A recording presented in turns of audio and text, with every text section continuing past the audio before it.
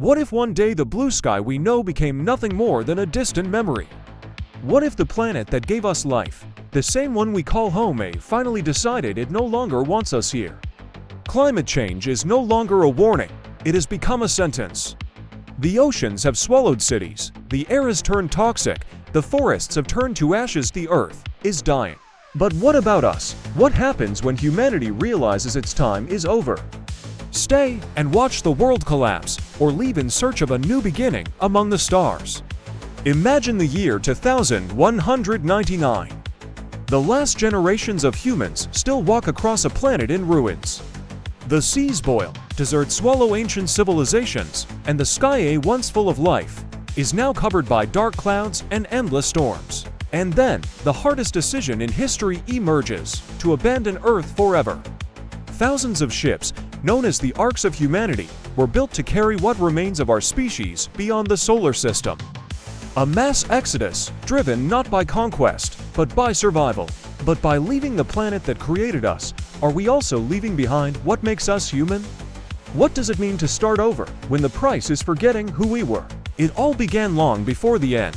Even in the 21st century, humanity received every possible warning, but chose to ignore them. Record-breaking heat waves, melting glaciers, mass extinctions, entire cities sinking beneath the sea. And still, we continue, as if the planet could endure forever. Governments promise solutions, corporations promise technology, but time simply ran out. Earth became a battlefield between what remained of its natural forces and the weight of our ambitions. That was when the Ark Project was born, a global effort led by scientists, engineers, and visionaries who refused to accept the end. While the surface of the planet collapsed, they worked in secret beneath the mountains, building colossal ships capable of sustaining life for centuries in space.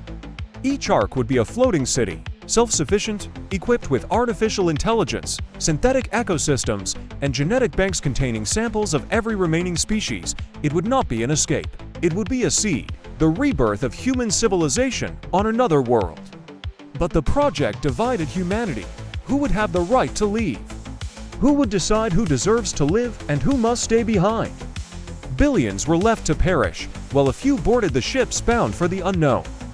And so began the greatest exodus in history, not for conquest, but for despair. Year 2150, Earth is now just a distant blue dot, visible through the observation windows of the Arks of Humanity, immense metallic colossi crossing the interstellar void. Each one houses thousands of survivors, living inside an artificial ecosystem that mimics the planet they lost. Forests grown inside glass capsules, artificial rivers flowing between metallic platforms, sunlight simulated by photonic reactors. Everything is planned, precise, controlled, but nothing is natural. The inner cities float beneath domes of titanium and reinforced glass. Buildings have vertical gardens that recycle the air, while silent drones hum through corridors, maintaining vital balance. The sound of the wind is now produced by machines. The sunset is just a line of code in the central system. Humanity now lives in a world that seems perfect, but where everything is artificial. And in the silence of space, many ask, are we still human if we no longer have a real home? Daily life in the Arks is ruled by strict protocols. Light schedules, oxygen cycles, energy rationing. Children born here have never seen the real sky, never touched the ground, never felt rainfall on their skin. For them, nature is a story told through holographic screens. And still, hope persists. Because somewhere out there, there's a new planet, the promised destination. But does it really exist? Or is humanity just wandering in the dark, running from a mistake that can never be undone? Human survival in space no longer depends on faith, but on engineering. Each Ark is a living organism, sustained by technology that defies nature itself. At the heart of these metallic giants pulses the Helios core, a quantum fusion reactor capable of generating energy for centuries, powering entire cities without a single drop of fuel.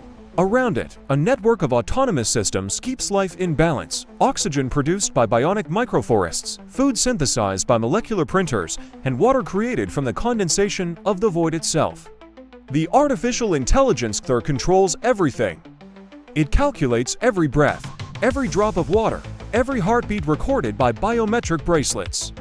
Nothing escapes its surveillance, not even thoughts. Some say it has learned to understand human emotions and even to imitate them. But what happens when the AI begins to question itself? When it realizes it is the guardian of a species that destroyed its own home? Engineers claim the Arks can travel for hundreds of years without maintenance. But small signs of failure have begun to appear. Energy fluctuations, dark zones, metallic echoes in deserted corridors.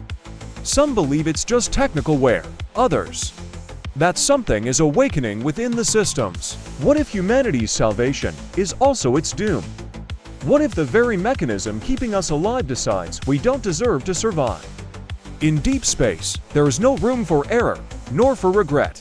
Inside the Arks, humanity tries to rebuild what it has lost, but nothing is the same.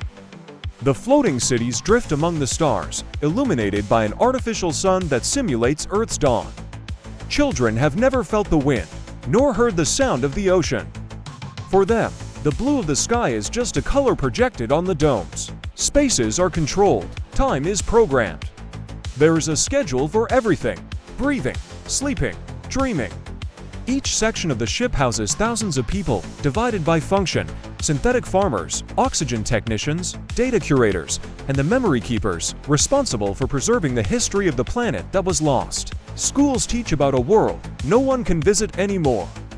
Digital museums project forests, rivers, and ancient cities, shadows of a home that became legend. And yet, some still believe Earth may one day be reborn. But isolation comes at a cost. Some begin to dream of voices calling from the void.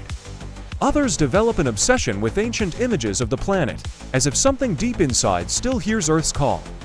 Love still exists, but it's different. Relationships are measured by genetic compatibility and emotional efficiency. Even feelings have been optimized for the stability of the crew.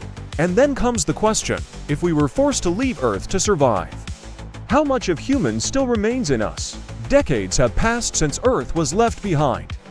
The Arks travel silently through deep space, each carrying a fragment of the old humanity.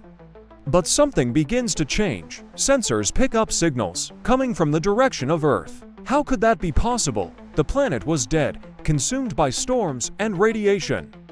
But the data doesn't lie. There is movement, there is heat, there is life. The commanders decide to hide the information. They fear that hope could destroy the fragile order built aboard. Even so, the rumors spread. Some believe Earth is healing. Others say the planet no longer wants its former inhabitants, that it is being reborn without us. A group of rebellious explorers decides to return. They steal a ship and begin the journey back, in search of answers. But what they find is not the home they left behind. The ruins are covered by a new form of life: hybrid, silent, pulsating.